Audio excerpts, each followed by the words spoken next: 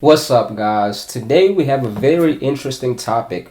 I wanted to talk about the top 5, in my opinion, best flanker houses. Best 5 flanker designer houses. I don't know how to say that.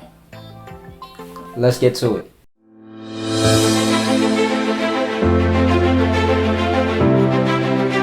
So some of you may be wondering, what are flankers, right? So I'll give you an example of 3 flankers. We have Sport Extreme here, Allure Homme. We have Allure Homme Edition Blanche.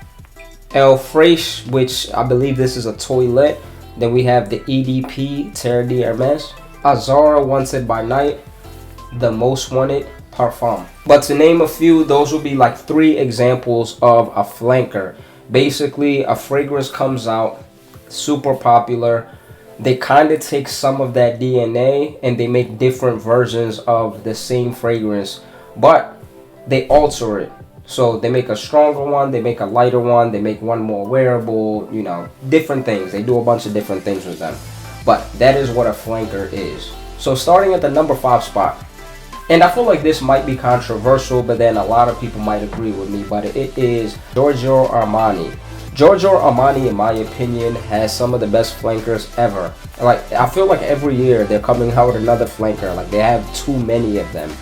But one thing that does stay consistent is I haven't really smelled a flanker that I didn't like. Now, love, strong word. Like, I feel like I like pretty much all of them. But there's a few that I've gravitated towards that I felt like that I just had to have. Of course, the classic fogged up bottle, which is the classic. That's the one my dad had. I had to sneak some all the time. It was my favorite before it got reformulated. But for a long time, that was like the #1 designer fragrance in the world for a long time, right? Then years went by, they reformulated it. Didn't love it too much.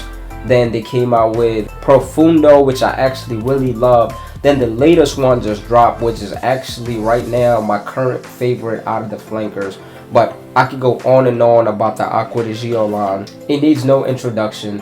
But then they dropped the Armani Code line, and that changed the game because the Armani Code line was obviously different than the Acqua di Gio line.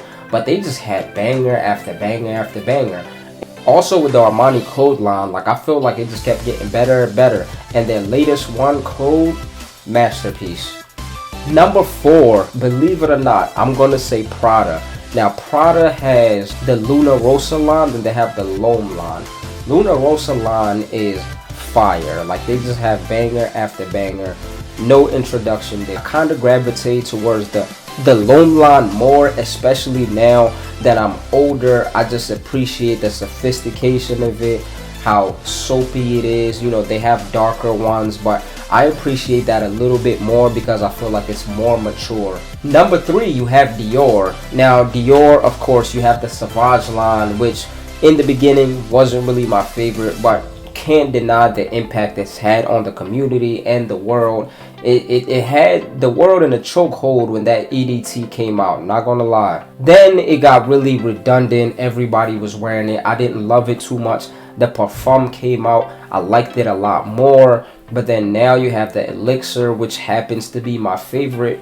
And man, that line is just phenomenal. Then you have the L'Homme line. Now the L'Homme line is just fire, fire, fire. Like, every single one from that line, in my opinion, is absolutely fire. And I feel like a lot of people that are collectors, especially people that love designer fragrances, they have some variation or even all variations of the L'Homme. Alright, now we're getting fun. This is the top 2. So now, number 2, we have Chanel.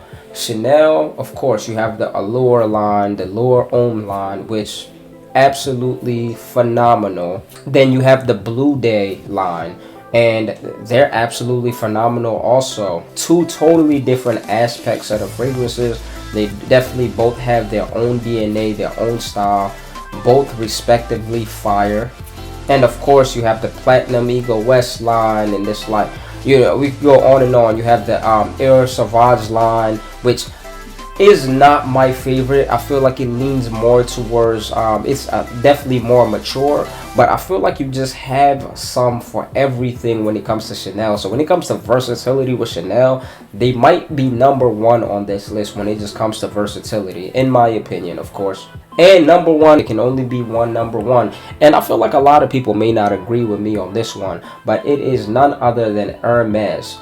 Hermes, the reason why I named them #1, well, first you have the H24 line that just dropped, so still early in the stages. And then you have the legendary Terre de Hermes.